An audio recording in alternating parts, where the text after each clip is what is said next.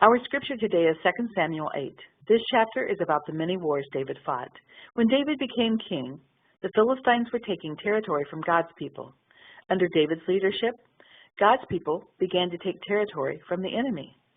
Even the neighboring nations saw the hand of God on David and brought him honor and gifts. Not every pagan nation surrounding Israel was hostile to Israel or to their God, and David did not treat them as if they were hostile. A lesson for you and I. We should never mistake all unbelievers as a hostile enemy of the Lord. Now, unlike Saul, David saw the benefit of putting officials in various positions of authority. A great leader cannot succeed by himself. He or she must appoint gifted and committed people to be part of the team. Nothing is accomplished in God's kingdom without working through order and organization. And now, 2 Samuel 8. And after this it came to pass that David smote the Philistines and subdued them. And David took Masagama out of the hand of the Philistines. And he smote Moab and measured them with a line, casting them down to the ground. Even with 2 lines measured he to put to death, and with 1 full line to keep alive. And so the Moabites became David's servants and brought gifts. David smote also Hadadezer, the son of Rehob, king of Zobah, as he went to recover his border at the river Euphrates. And David took from him 1,000 chariots, and 700 horsemen, and 20,000 footmen. And David houghed all the chariot horses, but reserved of them 400 chariots. And when the Syrians of Damascus came to Zachor Hadadezer, king of Zobah, David slew of the Syrians 22,000 men.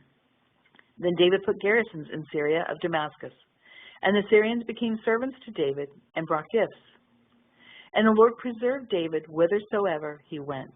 And David took the shields of gold that were on the servants of Hadadezer and brought them to Jerusalem. And from Betah and from Berothai, cities of Hadadezer, King David took exceeding much brass. When Toi, king of Hamath, heard that David had smitten all the host of Hadadezer, then Toi sent Joram, his son, unto King David to salute him and to bless him, because he had fought against Hadadezer and smitten him. For Hadadezer had wars with Toi. And Joram brought with him vessels of silver and vessels of gold and vessels of brass, which also King David did dedicate unto the Lord with the gold and silver that he had dedicated of all nations which he subdued, of Syria and of Moab, and of the children of Ammon, and of the Philistines, and of Amalek, and of the spoil of Hadadezer, son of Rehob, king of Zobah. And David gat him a name when he returned from smiting of the Syrians in the valley of Salt, being 18,000 men. And he put garrisons in Edom. Throughout all Edom put he garrisons, and all they of Edom became David's servants. And the Lord preserved David whithersoever he went. And David reigned over all Israel. And David executed judgment and justice unto all his people. And Joab, the son of Zeruiah, was over the host. And Jehoshaphat, the son of Ahilud, was recorder. And Zadok, the son of Ahitub, and Ahimelech, the son of Abiathar, were the priest. And Seraiah was the scribe. And Benani, the son of Jehoiada, was over both the Cherethites and the Pelethites, and David's sons were chief rulers.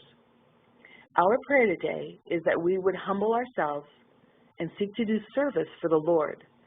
Ask the Lord to give you the strength to diligently attend to the work that he assigns to you.